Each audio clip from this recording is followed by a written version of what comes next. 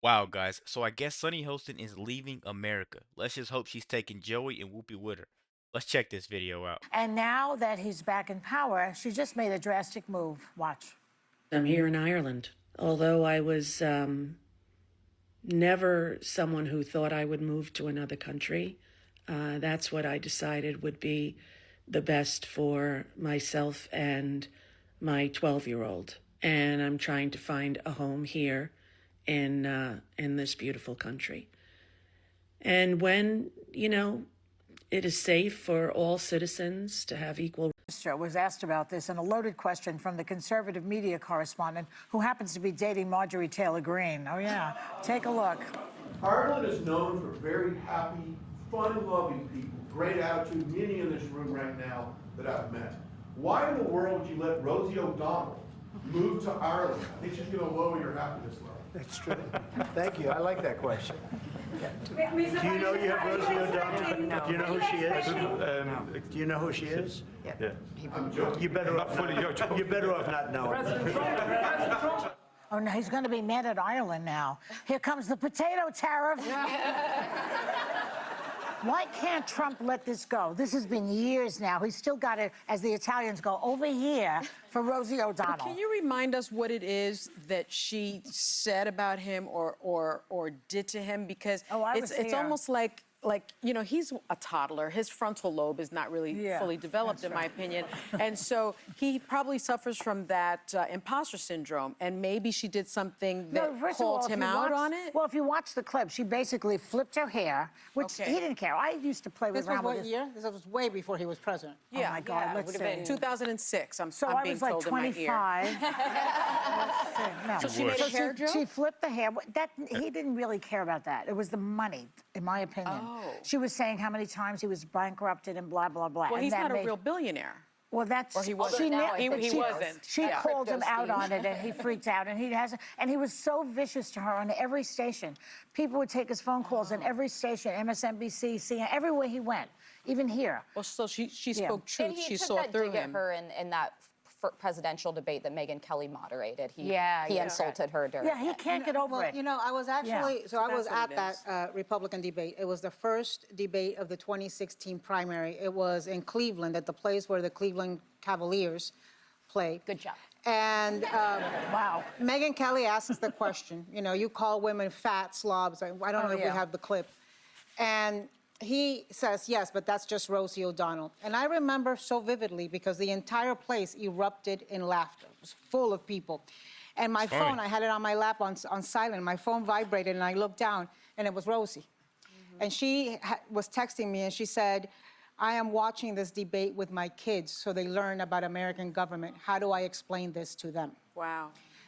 That just sounds like a crazy, bold-faced lie right there. That's like one of those LeBron James lie when he has the book open in those interviews, and he's always on the first page, or you ask him about the book, and he goes, Alexander the Great was a great man, That's all he knows. That's just one of those lies, man. Let's keep going. So, look, if What'd you you say to her? the hell am I going to say to her at that point? It's like, I'm sorry. I was mortified that had happened. I said, I'm sorry. I don't have an explanation for how you explain it to your kids, but I do know that if you're Rosie O'Donnell, who... I'm sorry, man. Do you know what these Democrats and these people that go against Trump all have in common? They never have any answers. They never know anything to help anybody but themselves. It's just like the Maxine Waters situation. All she knows is go against Trump. Go against Trump. He's affecting my money. Everybody, Nancy Pelosi, the same way.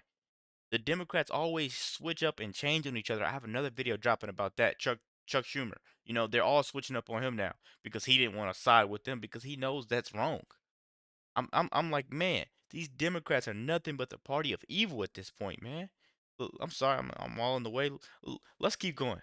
He hates, and in fairness, she hates him. It's mutual. Oh, yeah. And you are listening to him threaten Liz Cheney, and you're looking at him go after law firms, and you are listening to him saying he's coming back to be the retribution, and you know how ruthless and how vicious he is, and that he personally hates you, and you have a 12-year-old with special needs, and you want to bring her up in a place of love and peace, and you have the resources and ability, then you make the hard decision of leaving. Good for her. It's good that she's fought her entire life. She's putting herself first. Well, I'm and very it's supportive. a good teaching moment for a parent at that time because Donald Trump can best be described as a textbook, like, bullies for dummies.